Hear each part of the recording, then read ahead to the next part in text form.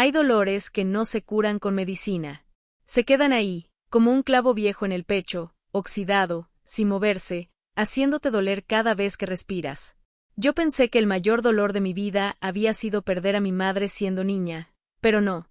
El peor vino años después, cuando vi a mi hermana y a mi marido cruzar la calle, tomados de la mano, y con mis 2 hijos caminando detrás de ellos, sin mirar atrás. Mi nombre es Antonia Ramos, tengo 78 años, y esta historia pasó en un pueblito pequeño de Andalucía, donde las palabras corren más rápido que los autos, pero los secretos se esconden en las miradas. Conocí a Joaquín cuando tenía 22. Era un hombre fuerte, callado, trabajador. No era el más romántico, pero yo venía de una familia donde nadie hablaba de amor. Así que cuando me pidió matrimonio, dije que sí sin pensar mucho. Mi hermana menor, Carmen, siempre fue distinta. Más coqueta, más risueña. Siempre conseguía lo que quería, y cuando no lo conseguía, lloraba hasta que alguien se lo daba. Nunca pensé que me quitaría lo que más amaba. Nos casamos en la iglesia del pueblo, con flores de papel y arroz prestado. Al poco tiempo llegaron los niños, 2 varoncitos que llenaron mi vida de sentido. Y todo parecía normal, hasta que no lo fue más. Joaquín empezó a quedarse más tiempo fuera. Decía que había trabajo extra en el campo, que el patrón necesitaba ayuda, pero volvía con olor a vino y sin ganas de hablar. Yo no sospechaba nada. ¿Cómo iba a imaginarme algo así? Era mi esposo. Y Carmen, mi propia sangre. Un día ella vino a visitarnos, como tantas otras veces. Se quedaba unos días, ayudaba con los niños, cocinaba conmigo. Siempre decía que yo tenía suerte de tener una familia así.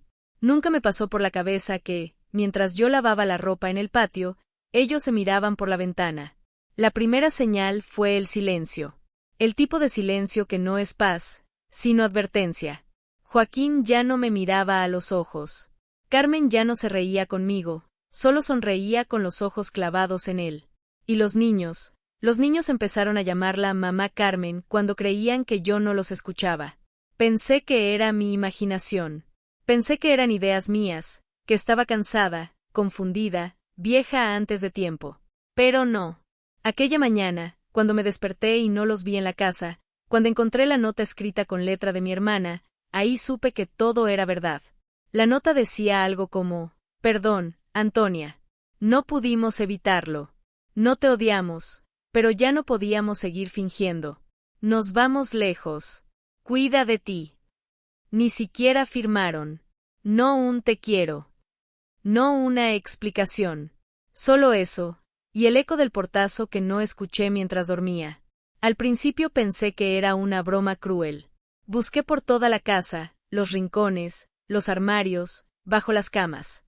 Llamé a los vecinos, fui a la estación de autobuses con una foto en la mano y la voz temblorosa. Nadie los había visto. Nadie sabía nada. Y los días pasaron. Pasé una semana sin comer. Dormía con la ropa puesta, sentada en la mecedora, por si escuchaba a los niños volver. El silencio era tan espeso que hasta el reloj dejó de sonar. Mi hermana, la que compartió cama conmigo en la infancia, la que se escondía detrás de mí cuando papá gritaba, esa misma, me robó a mi familia. Nunca supe a dónde fueron. Nunca hubo una llamada. Nunca recibí una carta, una señal, ni siquiera un insulto. Solo el vacío. Y el pueblo, oh, el pueblo, en vez de consolarme, murmuraba. Me miraban en la tienda, en la iglesia. Pobre Antonia, decían unos. Algo habrá hecho, decían otros. Pero nadie se acercaba. Nadie preguntaba cómo me sentía. Tuve que aprender a respirar sola, a cocinar para una sola persona, a lavar ropa que ya no olía a niños ni a marido. Al principio dolía hasta mirar el calendario. Cada día era un recordatorio de que no importaba lo que yo hiciera, ellos no volverían. Pero con el tiempo, empecé a vivir. No rápido, no de golpe, pero viví. Una vecina mayor me enseñó a tejer. Me dijo que cuando el alma se rompe, las manos pueden ayudar a repararla. Hice mantas, suéteres, bufandas. Vendía algunos en la feria, otros los regalaba a niños pobres del pueblo. Por primera vez, mis manos no servían solo para cuidar, sino para crear. A veces soñaba con mis hijos. En mis sueños eran grandes, me abrazaban y me decían mamá, te buscamos por años. Pero al despertar, solo quedaba la almohada mojada. Aún así, no guardé odio. Ni por Joaquín, ni por Carmen. Aprendí que el odio es un veneno que solo tu bebé es esperando que el otro muera. Con el pasar del tiempo, entendí que hay familias que se rompen y otras que se construyen desde el dolor. Y fue así como conocí a gente buena. Gente que no me debía nada, pero me dio cariño. Gente que no llevaba mi sangre, pero me decía abuela. Los años siguieron cayendo como hojas secas. Ya no esperaba escuchar pasos pequeños corriendo por el pasillo ni voces infantiles llamándome mamá. Aprendí a vivir con las ausencias. Cada rincón de la casa tenía un recuerdo, pero ya no dolía como antes. Era una nostalgia suave, como una brisa que te roza sin herirte. Un día, mientras vendía mis tejidos en la plaza del pueblo, una joven se acercó. Tenía los ojos de Joaquín, pero el gesto era mío. Se quedó mirándome en silencio. Yo le ofrecí un suéter, y ella solo preguntó, ¿usted se llama Antonia Ramos? Sentí que el suelo se me movía. Asentí sin hablar. Soy Lucía, soy hija de tu hijo mayor. El tiempo pareció detenerse. Me temblaron las manos. No sabía si abrazarla, llorar o salir corriendo. Pero ella me abrazó primero. Me dijo que su padre, mi hijo, había muerto hacía 3 años y que antes de morir, le confesó todo. Le habló de su verdadera madre, de cómo habían sido llevados lejos sin entender nada, creyendo que yo los había abandonado. Le dijo que Carmen les prohibía hablar de mí, que les inventó mentiras para evitar que me buscaran. Lucía me mostró una foto de él, ya adulto, con barba, con una sonrisa parecida a la que tenía cuando era niño. Yo me derrumbé. Lloré como no había llorado en décadas. Ella no me culpaba. Vino a buscarme porque quería saber quién era. Quería escuchar mi versión. Pasamos toda la tarde hablando. Le conté cómo fue su nacimiento, cómo aprendió a caminar, cómo reía cuando jugaba con las hojas del patio. Le mostré su camita, que aún conservaba en el cuarto cerrado. Ella lloraba conmigo. Me pidió perdón por tantos años de silencio. Pero no había nada que perdonar. Porque a pesar de todo, aún tenía familia. Lucía me contó que Carmen había fallecido hacía poco. Que Joaquín vivió con ella hasta el final, pero que nunca fue feliz. Siempre tenía pesadillas, bebía en exceso y evitaba hablar del pasado. Y ahí entendí algo, la vida te arrebata cosas, pero también te las devuelve cuando estás lista. Lucía se quedó unos días conmigo. Cocinamos juntas, reímos, lloramos. Me hizo muchas preguntas. Me escuchaba con una paciencia que ni mis hijos pequeños tenían. Me abrazaba como si quisiera recuperar el tiempo perdido. Cuando se fue, me prometió volver. Me dijo que ahora sabía quién era realmente. Me dejó una foto de su padre con una nota escrita por él antes de morir. Si algún día llegas a encontrar a mi madre, dile que la amé, aunque no me dejaran demostrarlo. Esa noche dormí en paz por primera vez en muchos años. No había recuperado todo, pero tenía algo más valioso, la verdad. Y alguien que quería escucharla. Después de que Lucía se fue, algo dentro de mí despertó. No era solo alivio, era una mezcla de gratitud, tristeza y esperanza. Me di cuenta de que había sobrevivido a lo impensable, que había vivido una vida entera con el corazón partido, y aún así, seguía aquí, de pie, tejiendo, cocinando, esperando, sin saber muy bien qué, pero esperando. Volví a abrir el cuarto que había cerrado durante tantos años. Quité las sábanas viejas, dejé que entrara el sol. Colgué una foto de Lucía en la pared, justo donde antes colgaba la de Joaquín. No como un reemplazo, sino como símbolo de continuidad. Porque a veces, los nietos nos salvan del vacío que dejan los hijos. Empecé a escribir en un cuaderno. Cada recuerdo, cada detalle, cada sentimiento.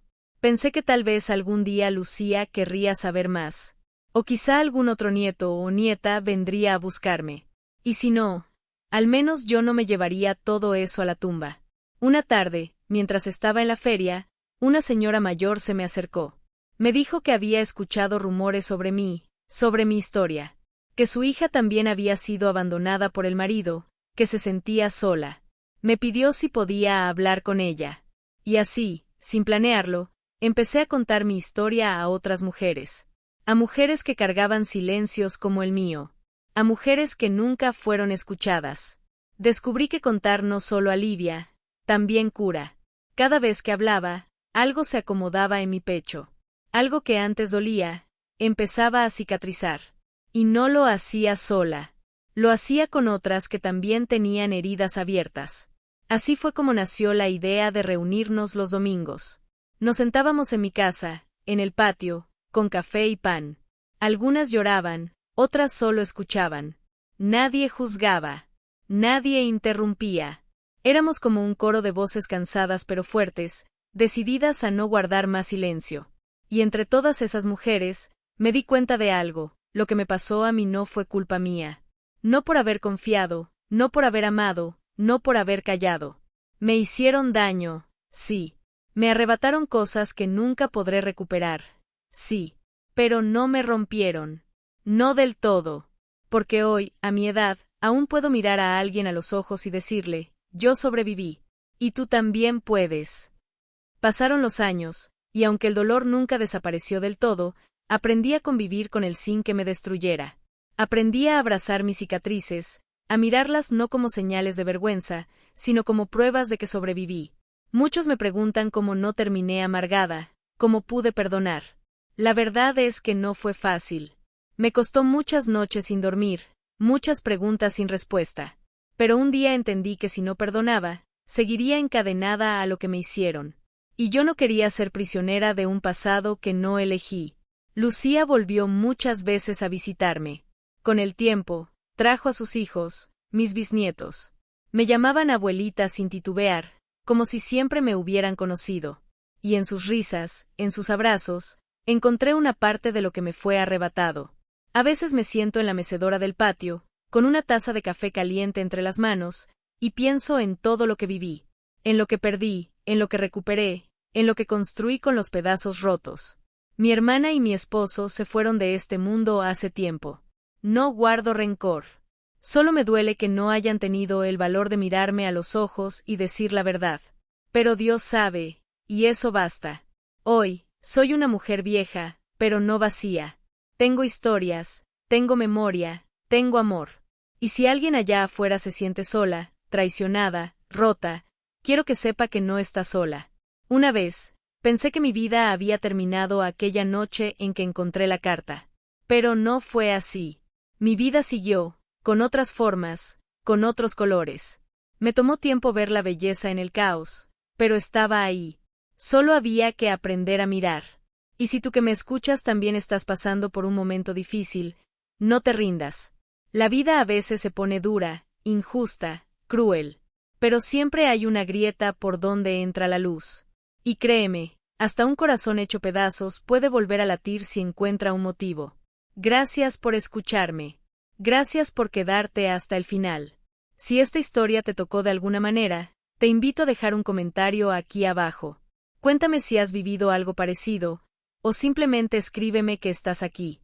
Y si aún no lo has hecho, suscríbete al canal para que más personas puedan conocer estas historias de vida, de lucha, de mujeres como tú y como yo, que se negaron a rendirse. Nos vemos pronto, porque mientras haya voz en esta abuela, habrá historias que contar.